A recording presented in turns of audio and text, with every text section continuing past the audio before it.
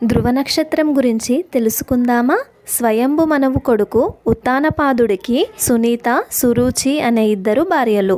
సునీత ద్వారా ధ్రువ, సురుచి ద్వారా ఉత్తమ అనే కొడుకులను పొందాడు. ఈ ఉత్తానపాదుడు తన రెండవ భార్య అయిన సురుచిని ఎక్కువగా ఇష్టపడేవాడు. అయితే ఒకరోజు ఉత్తానపాదుడు తన రెండవ కొడుకు ఉత్తముడిని ఒడిలో కూర్చోపెట్టుకొని ఆడిస్తూ ఉంటే ధ్రువుడు ఆ దృశ్యం చూసి తాను కూడా తన తండ్రి ఒడిలో కూర్చోవాలని ఆశపడ్డాడు. మనసులో ఈ కోరిక పెట్టుకొని ముందుకు వెళ్తుంటే పినతల్లి అయిన సురుచి పరుగు పరుగున వచ్చి ధ్రువుడిని పక్కకు లాగింది. నువ్వు మహారాజు కొడుకువే కావచ్చు, కానీ నా కొడుకువి కాదు. కాబట్టి నీ తండ్రి ఒడిలో కూర్చొని ఆడుకునే అదృష్టం నీకు లేదు. ఉత్తముడి అదృష్టం నీకు కలగాలంటే తీవ్రంగా తపస్సు చేయాలి.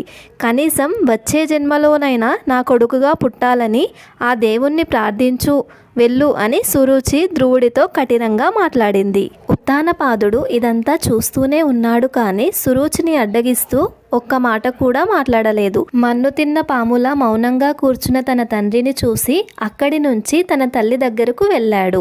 జరిగిన సంఘటన చెప్పకుండానే ధ్రువుడు తన తల్లి సునీతను పట్టుకొని గట్టిగా ఏడవడం మొదలుపెట్టాడు. అప్పుడు సేవకుల నుండి విషయం తెలుసుకొని ఆమె ధ్రువుడిని ఓదార్చి, అన్నిటికన్నా గొప్ప స్థానం దైవం ఒడిలో కూర్చోవడమే. నువ్వు ఆ నారాయణుణ్ణి ప్రసన్నం చేసుకొని ఆయన అనుగ్రహాన్ని పొందు అని చెప్పింది. తల్లి చెప్పిన మాటలు విని రాజ్యాన్ని వదిలి తపస్సు చేయటానికి బయలుదేరతాడు. ఈలోపు ఆ నారద మహర్షి ధ్రువుడిని చూసి అతనికి సహాయం చేయాలనే ఉద్దేశంతో ఓం నమో భగవతే వాసుదేవాయ అనే మంత్రాన్ని ఉపదేశిస్తారు. ధ్రువుడు నారద మహర్షి చెప్పిన మధువనం దగ్గరికి వెళ్ళి తపస్సు చేయడం మొదలుపెట్టాడు. ధ్రువుడి కఠోర తపస్సుకు లోకాలన్నీ ఉక్కిరి బిక్కిరి అయిపోయాయి. తర్వాత సాక్షాత్తు ఆ నారాయణుడు ధ్రువుడి ముందు ప్రత్యక్షమయ్యాడు. ధ్రువుడు ఆ స్వామిని చూసి సంతోషంతో గొప్పగా కీర్తించడం మొదలుపెట్టాడు. ధ్రువుడి అపారమైన భక్తికి నారాయణుడు ప్రసన్నం అయ్యి, నువ్వు దేనికోసం ఇదంతా చేస్తున్నావో నాకు తెలుసు. నీ కోరికను నెరవేరుస్తాను. అనంతమైన లోకాలను ప్రసాదిస్తాను.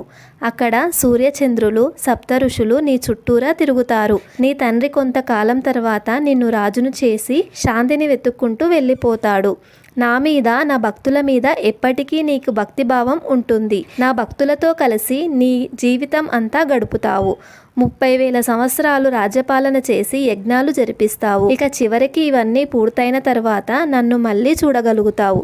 ఆఖరిగా నాతోనే శాశ్వతంగా ఉండిపోతావు అని తండ్రి ఒడిలో స్థానం పొందలేని ధ్రువుణ్ణి సాక్షాత్తు ఆ నారాయణుడు తన ఒడిలో స్థానాన్ని ఇచ్చి ఈ వరాలన్నిటినీ ఇచ్చి అక్కడి నుండి అదృశ్యమైపోతారు. ఈ వీడియో మీకు నచ్చినట్లయితే ప్లీజ్ మా ఛానల్ సబ్స్క్రైబ్ చేయండి, సపోర్ట్ చేయండి, షేర్ చేయండి, లైక్ చేయండి.